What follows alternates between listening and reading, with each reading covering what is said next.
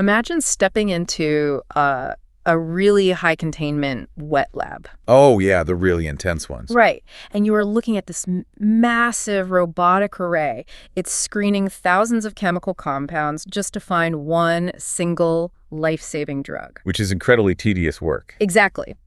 To test just one of those compounds, you have to buy these wildly expensive reagents, culture human cells in a precise incubator for weeks, apply the chemical, and then, just wait. You're just sitting around waiting to see what happens? Yeah, it is a massive, agonizing bottleneck. Yeah. The amount of potential drugs out there is practically infinite. Right. But our physical capacity to test them in a wet lab is, well, it's agonizingly slow. And astronomically expensive. I mean, for years, the ultimate dream of computational biology has been to just bypass that physical bottleneck entirely. Right, using virtual cell. Exactly. You just type the chemical compound into a computer, and a generative AI model simulates exactly how the cell will react. Which sounds totally like science fiction. Yeah.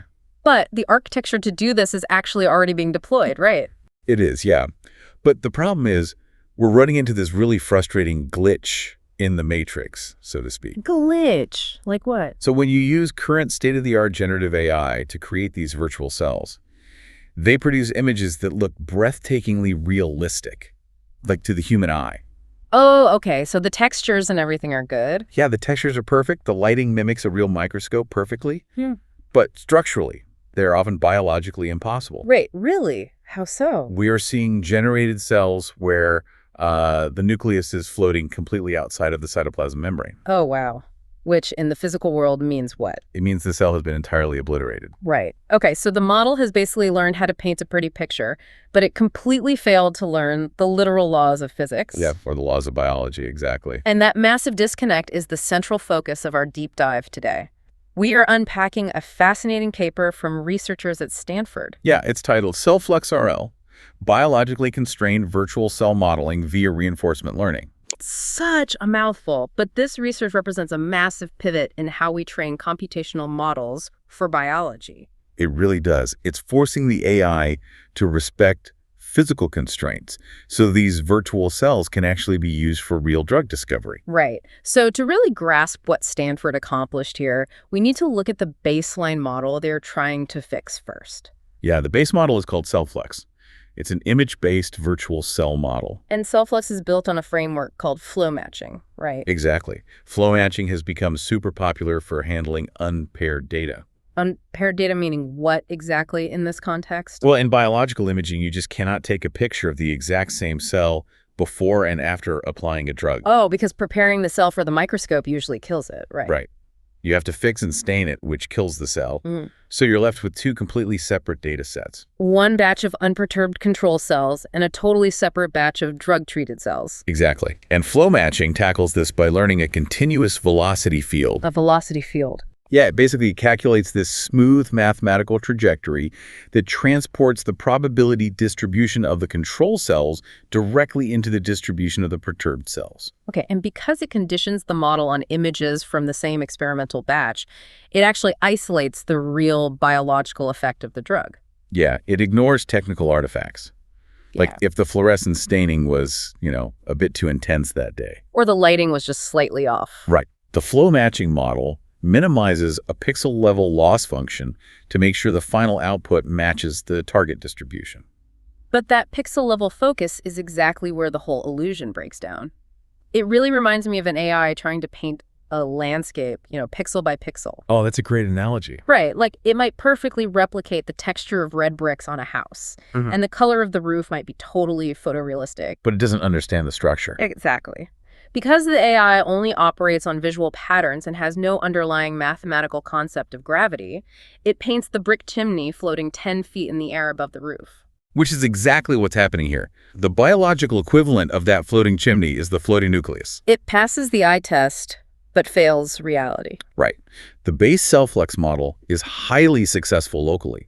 If you look at any small patch of the image, the pixels look great. But globally, it falls apart. Yeah, because it lacks explicit constraints on cellular structure. It doesn't inherently know what a cell actually is. So before we get into how they fix this, let's do a quick mini recap of this first section for you. Good idea. Okay, bullet 1. Wet labs are slow, so we need virtual cells. Bullet 2.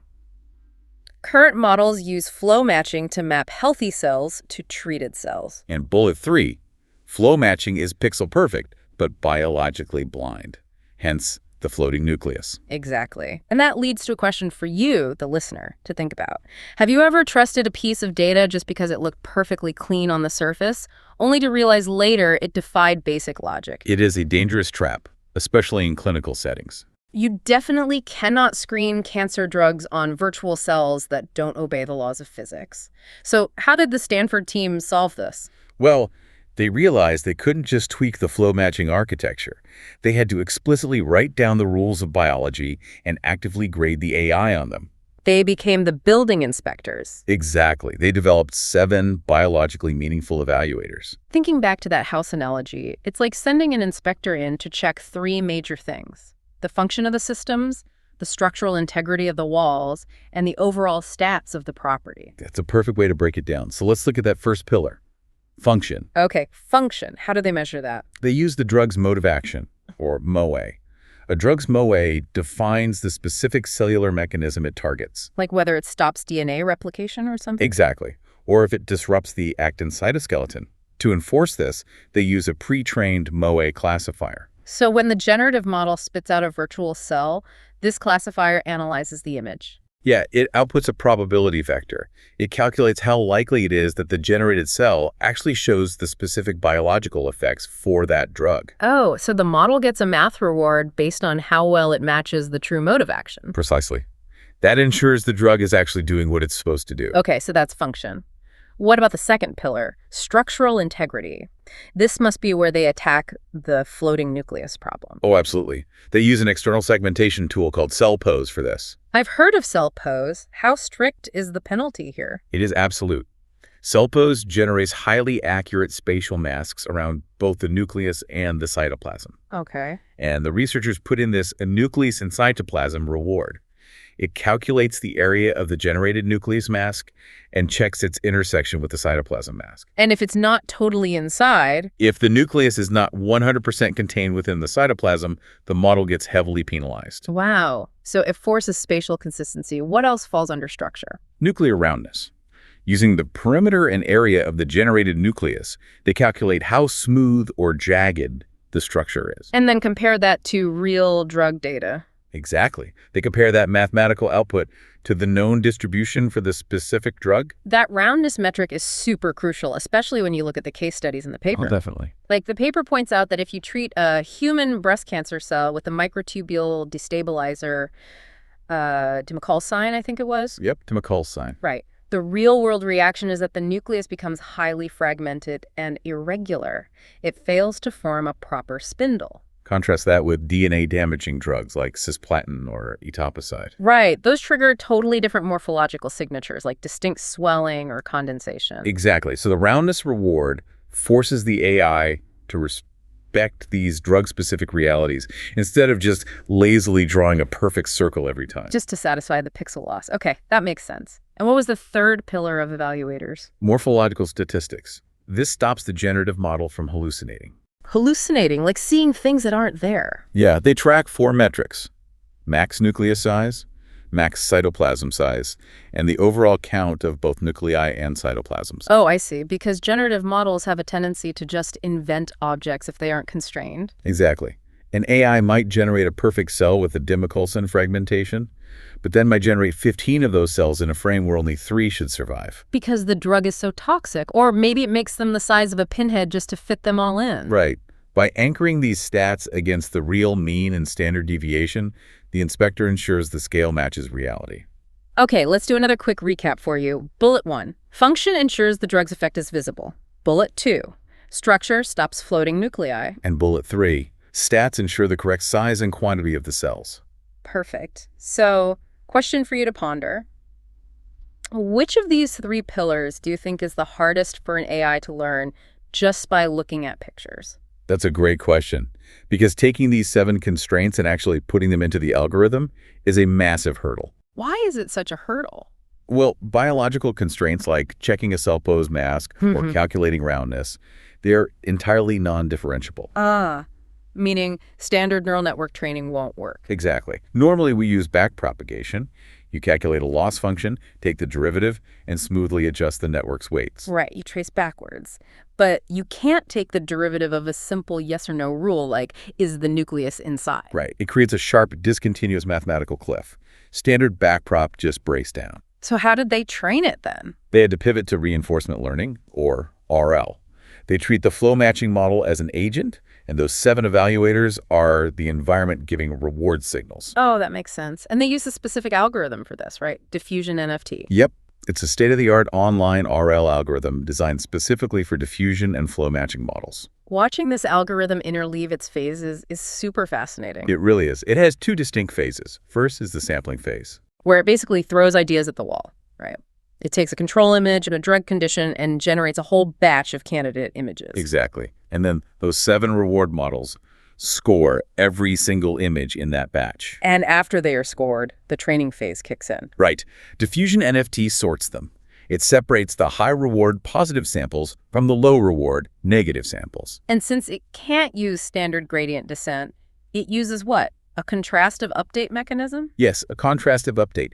It directly modifies that mathematical velocity field we talked about earlier. By warping the latent space. Exactly. It pulls the vector trajectories toward the good, biologically accurate images and pushes them away from the bad, broken ones. So over thousands of iterations, the model just learns to navigate to biologically sound states. That's the idea, yeah. But wait, anytime you use reinforcement learning, don't you invite reward hacking? Oh, absolutely. We see it in video game AI all the time. Right.